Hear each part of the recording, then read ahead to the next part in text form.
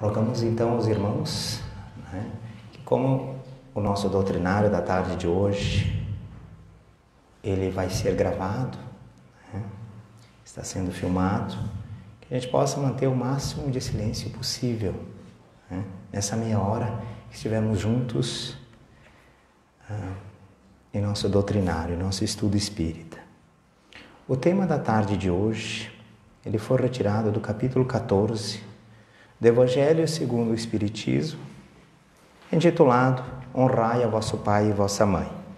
Kardec organizou o Evangelho da seguinte forma: ele inicia com trechos retirados, nesse caso aqui do Antigo, mas principalmente do Novo Testamento, com as passagens da vida de Jesus, e em seguida insere comentários que os Espíritos ditaram a ele sobre esses trechos.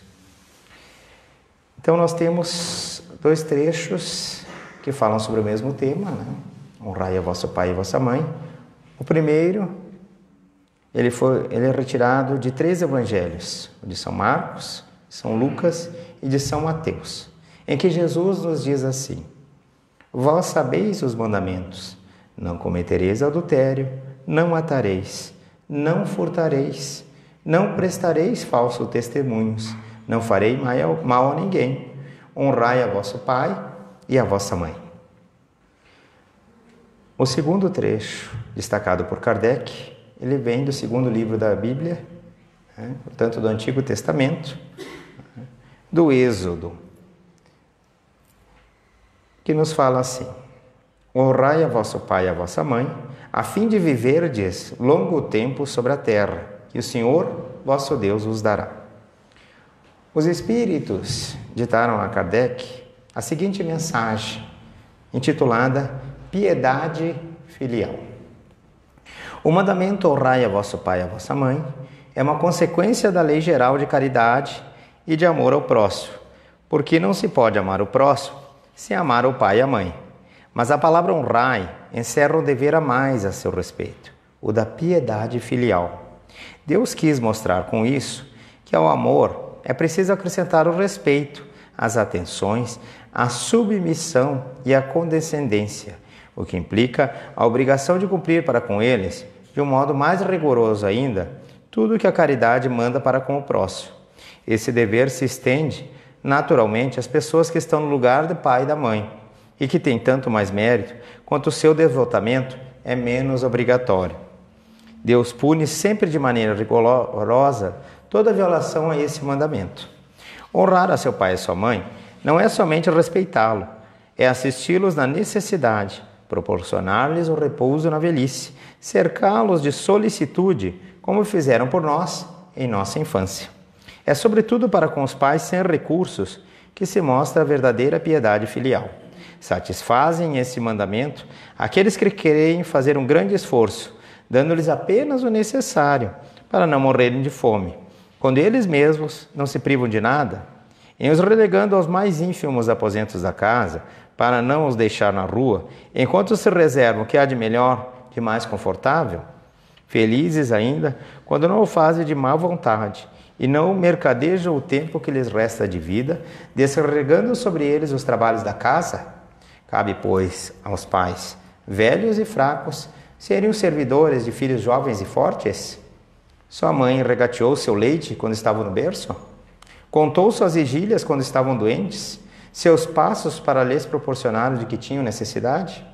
Não é somente o estritamente necessário que os filhos devem a seus pais pobres, mas também, tanto quanto possam, as pequenas doçuras do supérfluo, as amabilidades, os cuidados delicados, que não são do interesse do que eles receberam, o pagamento de uma dívida sagrada. Só aí está a piedade filial, aceita por Deus.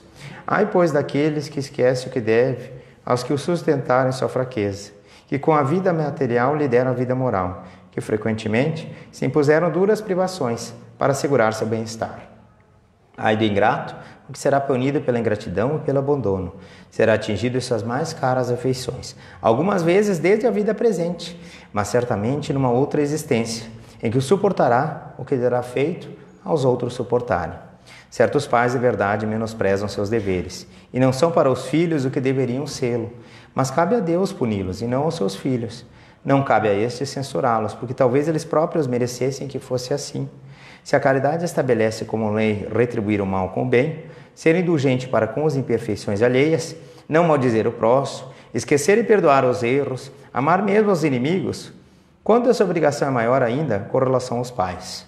Os filhos devem, pois, tomar por regra de conduta para com os pais todos os preceitos de Jesus concernentes ao próximo, e dizer-se que todo procedimento repreensível em face de estranhos, ou ainda mais em face dos parentes, e que o que talvez não fosse senão uma falta no primeiro caso, pode vir a ser um crime no segundo, porque então a falta de caridade se une à ingratidão.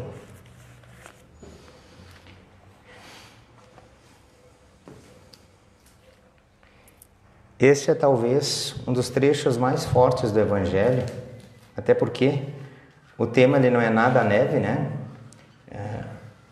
O tratamento dos filhos com relação aos pais.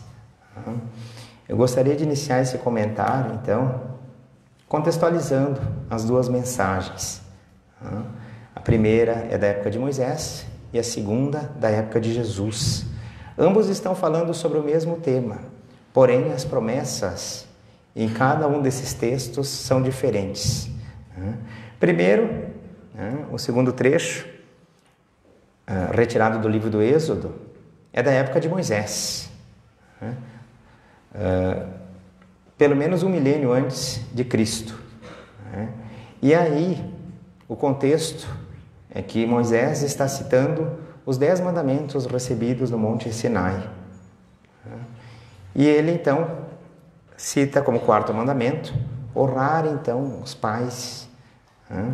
E a promessa é de que, para que recebam a terra prometida por Deus. Por que algo do plano físico, a terra? Eles estavam migrando, então, do Egito, em direção à Palestina, a terra prometida. Era ainda um povo apegado ao material. Não era possível ainda acenar com algo do mundo espiritual. Mais de 1 milênio depois, chega Jesus, pregando para o mesmo povo, e já promete algo além aqui da vida na terra. Ele promete ao irmão que honra, que respeita e cuida dos seus pais, o reino dos céus. E eu confesso que quando comecei a ler essa expressão, o reino dos céus, eu sempre imaginava, algo aqui acima do céu azul, nas nuvens, ou enfim, em algum lugar da espiritualidade que nós não vemos enquanto no corpo físico. Mas o reino dos céus, ele não está distante de nós. Ele está junto conosco. Se chama consciência.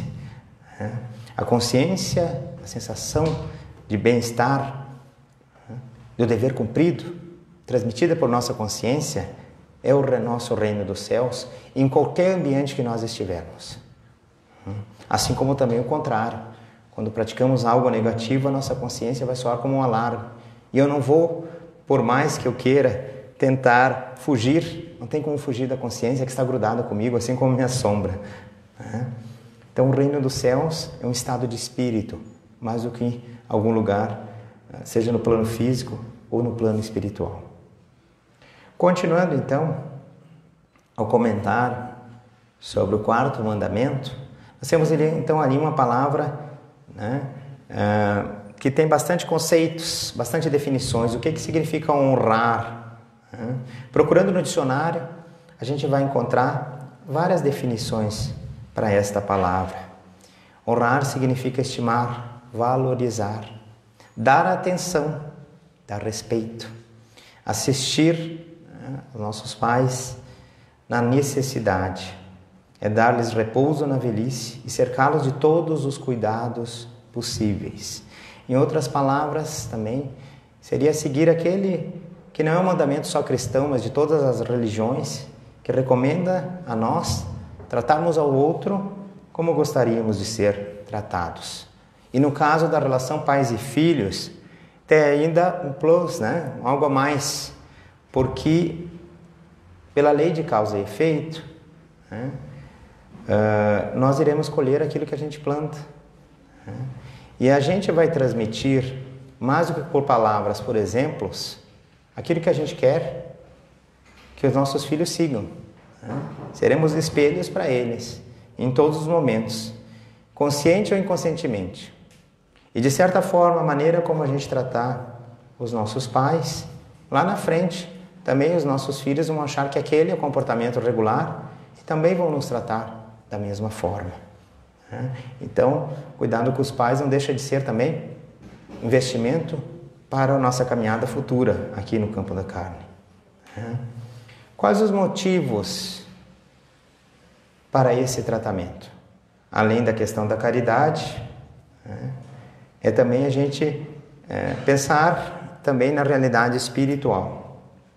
Nossos pais, eles tiveram uma difícil missão, uma difícil decisão tomada ainda lá na espiritualidade, que foi nos aceitar como filhos, sabendo de todos os desafios que tinham pela frente para educar o nosso espírito. No doutrinário passado, eu comentei sobre a questão da família espiritual e a família carnal, e eu comentei que vários autores espíritas eles falam assim, muita gente se preocupa com a questão da adoção, né? Mas todos nós fomos adotados. Lá na espiritualidade, nós somos apresentados para os nossos futuros familiares antes de ingressar na carne. E eles têm o direito, a opção de dizer sim ou não. E aceitaram nos acolher em nossa família. Nos aceitaram abrir a porta, né, para a nossa vinda ao mundo.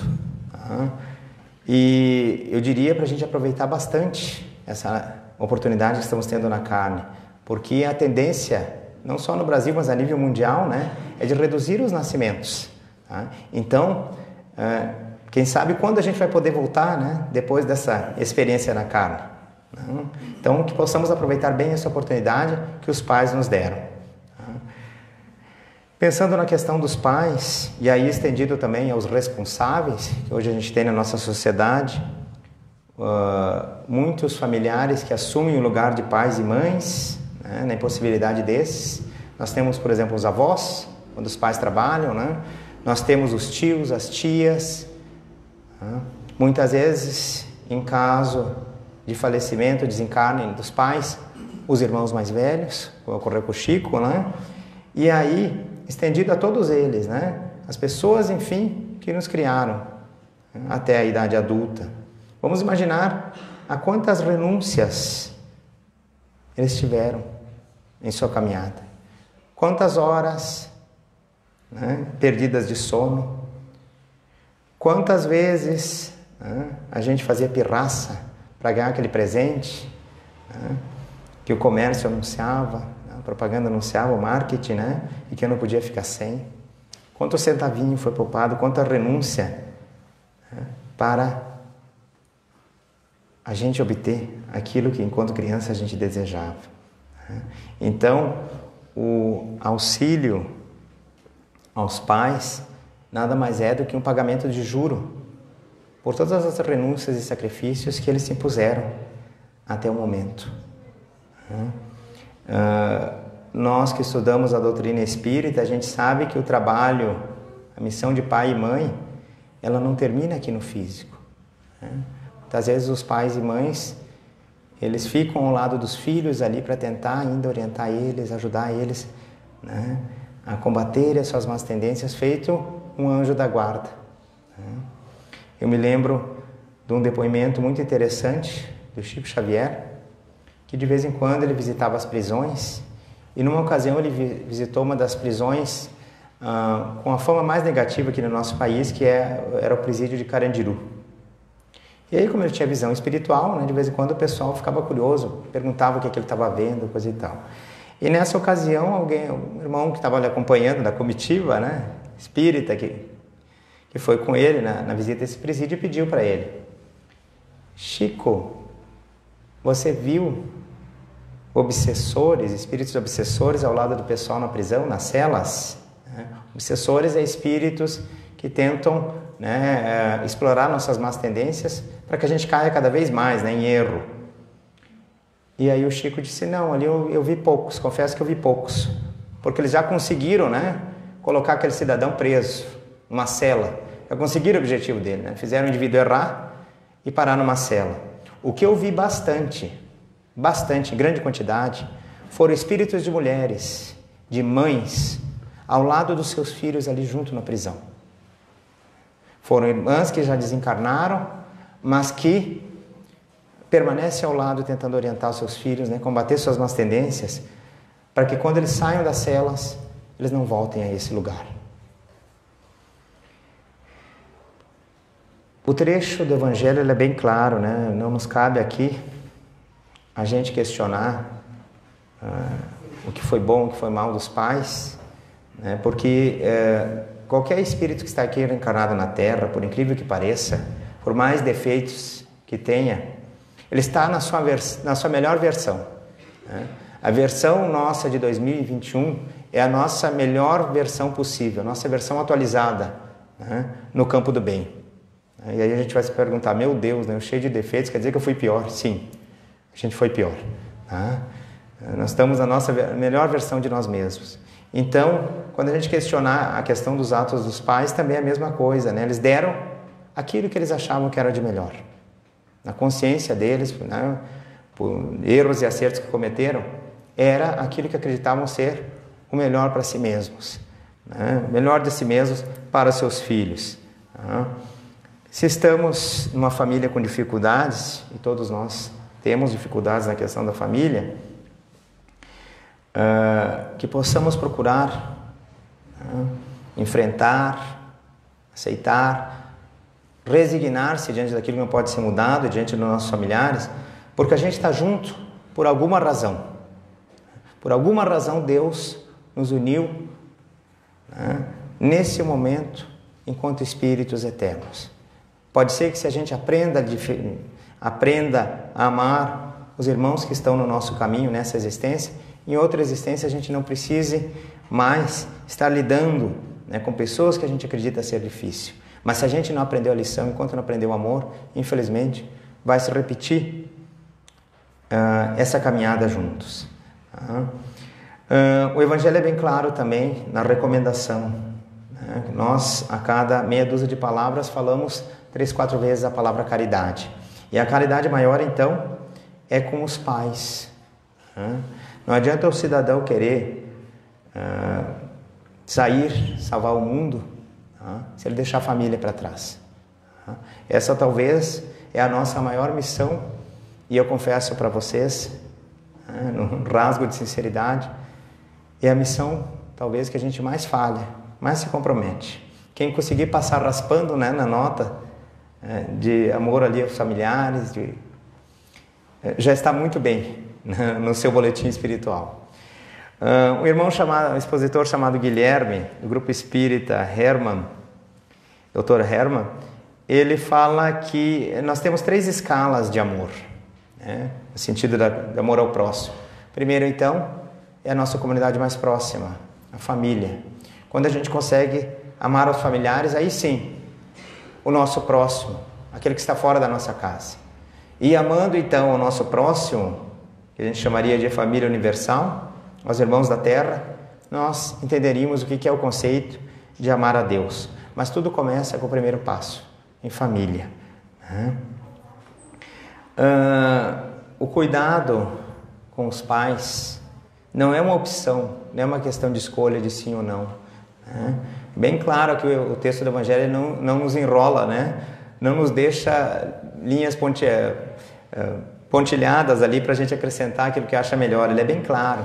Não se trata de opção, é uma questão de obrigação. E é assim que muitos, infelizmente, hoje, veem como fardo passar algumas horas com aquela criatura que nos trouxe a vida, ou então o que a gente chama de terceirizar, né? Que hoje se terceiriza as crianças, né? A partir de poucos anos já se coloca numa creche, e na outra ponta da vida os idosos. Muitos, inclusive, eu fui testemunha disso, não visitam nem naquelas datas festivas, ou feriados, né? Pagam ali a mensalidade, muitas vezes usando da poupança do próprio idoso, né? E não se dignam nem a verificar se o cidadão está sendo bem ou maltratado na instituição que ele recolheram. Ouvi dizer que era uma instituição muito boa, por isso eu coloquei fulano, ciclano ali, né? Meu tio, meu avô, meu pai, né? Que trato bem. Ah, mas você vai lá verificar? Não, mas está tudo bem, né? Eu ligo para o pessoal de lá, eles sempre me dizem que fulano está bem, está sendo bem tratado, tomando banho, comendo bem.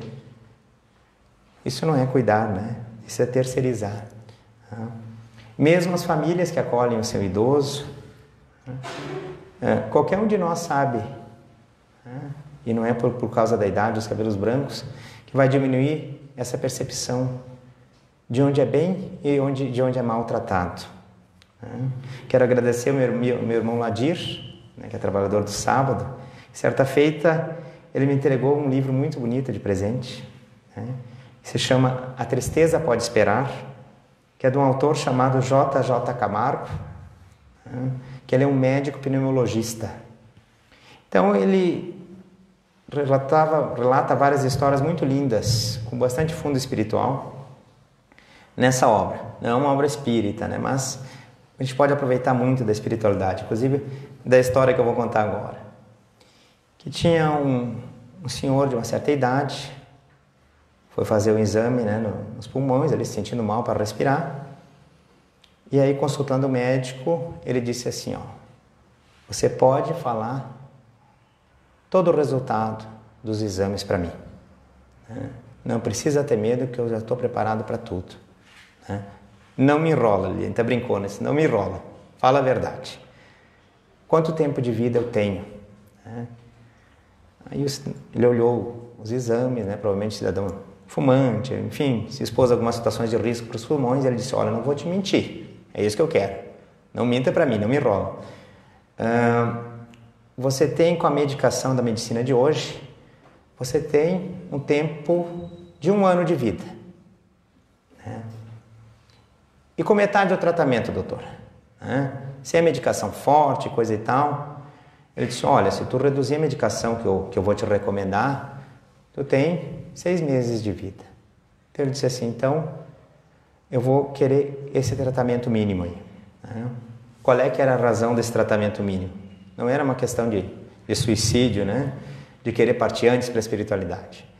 Ele tinha 2, 3 filhos, e os filhos faziam um rodízio de cuidado dele. Tipo, uma semana ia a família, outra semana a outra família, e assim ele ia, pulando de casa em casa. Ele era muito bem tratado. Ele sentia que ele não podia reclamar do tratamento em qualquer casa. Mas ele sentia que a alegria, quando ele ia embora, era bem maior, bem mais nítida do que quando ele chegava, né, na troca entre as famílias. Então ele notou, né, o sentimento de que ele estava se sentindo um peso, um estouro naquela casa. E ele pediu então, né, recursos para voltar antes ao mundo espiritual. Encerrando o nosso doutrinário, né, o relógio já nos cobra, nós temos alguns trechos do Evangelho que falam que muitas coisas aqui na Terra passam batidos, né? Não são considerados crime. Né? São, quando muito, alguns defeitos nossos, né? A inveja, né? O orgulho. Pelo que eu saiba, me corrija se eu estiver errado, não conheço nenhum irmão que foi acusado, foi preso, enfim, respondeu algum processo por inveja, por orgulho, por ingratidão, né? que é um dos temas aqui, um dos assuntos discutidos em nosso doutrinário.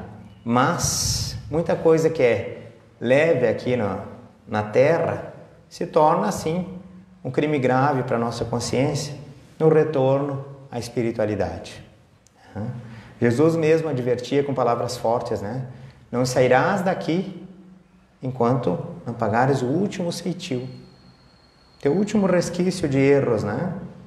E é assim que uma das marcas mais fortes da ingratidão, de receber o mal pelo bem que a gente semeia, se dá justamente no seio familiar, entre pais e filhos. Quais as causas disso? Somente a crença na reencarnação vai nos ajudar a explicar certas situações. Não quer dizer que a gente vai entender 100%, né? Vai aceitar 100%. E não é essa a obrigação, eu creio, de nenhuma doutrina religiosa. Mas entender esse processo de rejeição, de gratidão entre pais e filhos. É lembrar que aquele filho ingrato de hoje, ele é um espírito, né, muitas vezes até com idade espiritual mais velha do que seus próprios pais. Ele traz qualidades boas em seu coração, traz, por isso ele está na Terra. Mas ele é como nós também. Ele tem também seus defeitos de fabricação. Ele, em virtude da qualidade do nosso planeta, da classificação ainda do nosso planeta, que é de provas e expiações, ele pode ter sido, em uma outra existência, o irmão que teve desavenças, conflitos comigo, e que Deus colocou em meu caminho, no meio da minha família, para que juntos a gente transforme o ódio em amor. Nem sempre é fácil. No Evangelho, na sequência dessa leitura da tarde de hoje, ele comenta que muitas vezes um espírito que vai reencarnar numa família de desafetos, ele passa anos em prece, em preparação, junto com os seus protetores, para dizer o sim, para aceitar voltar como filho, né, de desafetos, né, para que o ódio se transforme em amor.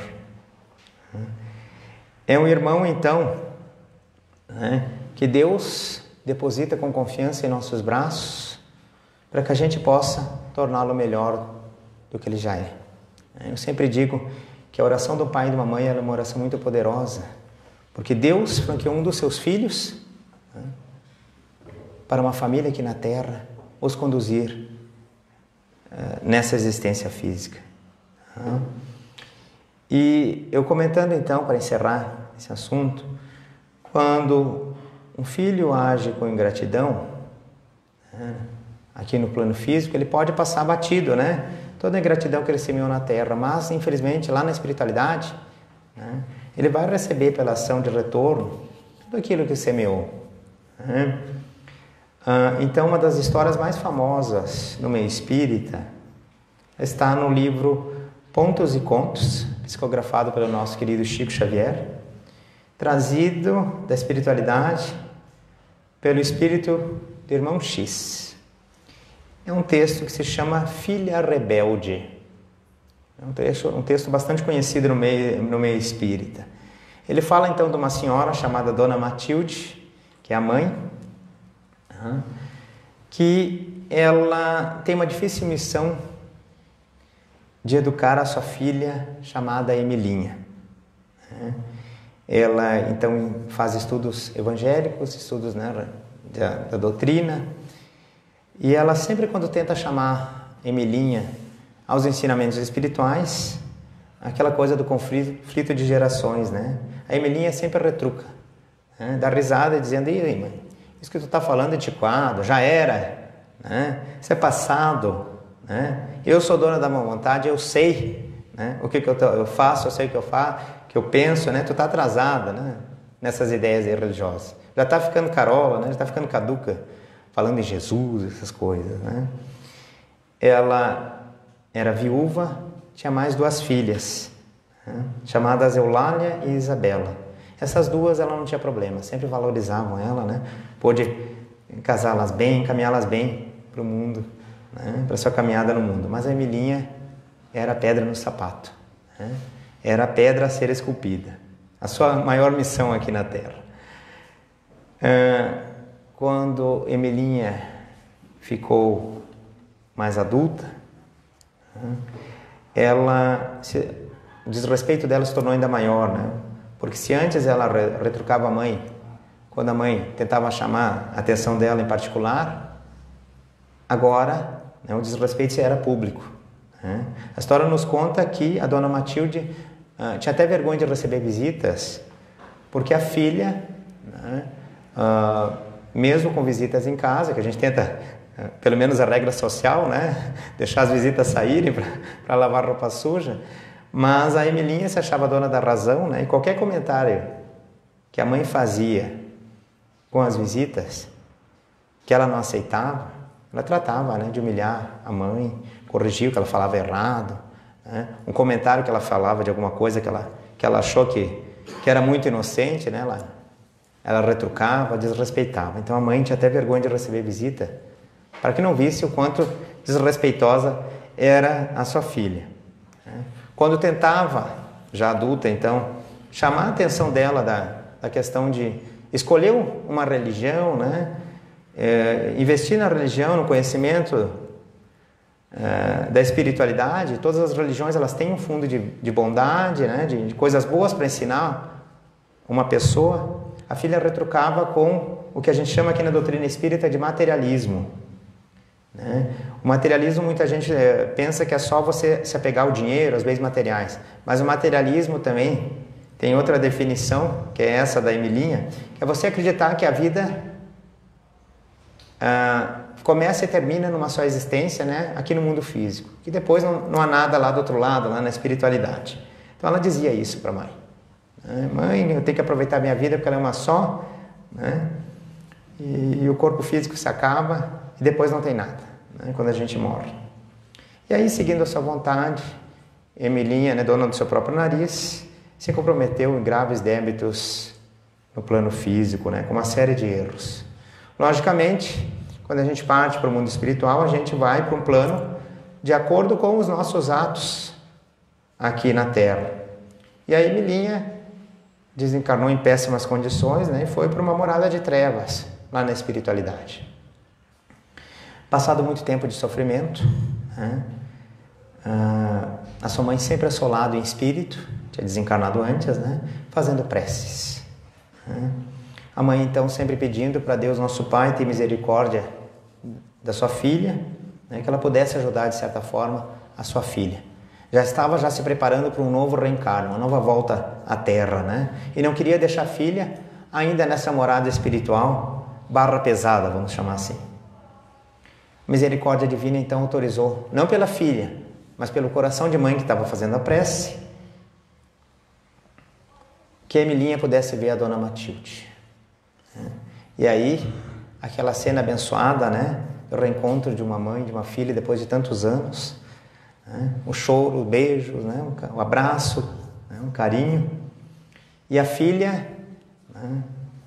Desculpem a brincadeira, mas a filha prometendo mais do que político, né? Em véspera de eleição, queria fazer tudo diferente, né? Na próxima existência, mãe, eu vou te respeitar, tu estava certa, né? Eu sofri demais, aqui eu não quero mais, né? Eu quero voltar como tua filha, né? Vamos pedir a Deus, né? Vamos pedir a Deus que eu possa voltar como a filha abençoada, né? Prometo não ser mais tão mal criada, te respeitar, te cuidar na velhice, enfim, tudo que vocês pensarem de promessa no campo do bem, essa moça pediu, né? E aí a mãe disse assim, então vamos fazer uma prece para Deus, né? Vamos pedir para Deus então que Ele escuta a nossa prece. E aí fizeram a prece. Apareceu um terceiro espírito para finalizar essa historinha. Era o espírito do diretor espiritual daquele lugar, né, de trevas. Porque nesses lugares de trevas, onde existe espírito de sofrimento, também tem irmãos de luz ali, protegendo, nos acolhendo. E aí, esse irmão de luz, então, apareceu para as duas, para a mãe e a filha, e escutou o pedido, né? Ele, com todo amor de seu coração, disse assim, Emilinha, né, a filha, tu não tem créditos, né, no campo do bem que te autoriza a tu voltar como filha novamente da Dona Matilde. Tu já teve essa oportunidade e a gente sabe que tu, né, errou feio, né? Mas eu quero voltar, né? Eu quero voltar como filha, eu quero voltar ao lado, né, da mãe. Ela disse assim, olha, tu vai voltar. Tu vai voltar. Daí ela ficou feliz, né? Ela disse, que bom que Deus, né, escutou a minha prece. Tu vai voltar. Só que tu não vai voltar mais como filha. Né? Tu vai voltar, né, como na tua caminhada vir em outra família, né? Quando você atingir a idade adulta, você vai se tornar empregada de Dona Matilde. E aí por algumas horas, tu vai escutar conselhos de luz dela, tu vai obedecer ela, coisa que tu não fazia nessa última existência. E quando tu sair da casa dela, tu vai sentir saudade, né? Da dona Matilde, da tua mãe. Da mãe que tu tinha e que tu não soube respeitar. Então, veja a misericórdia divina que ainda permitiu que esses dois espíritos que se amavam, especialmente a mãe, né? Voltassem de novo a encenarem, né, sua existência física aqui na Terra. Então, com esses ensinamentos transmitidos pela espiritualidade na tarde de hoje, que possamos levar todo o alimento espiritual aqui recebido a todos os companheiros de jornada no mundo lá fora, a toda a nossa família terrena. Rogamos a Ti, Jesus, fica conosco hoje e sempre. Que assim seja.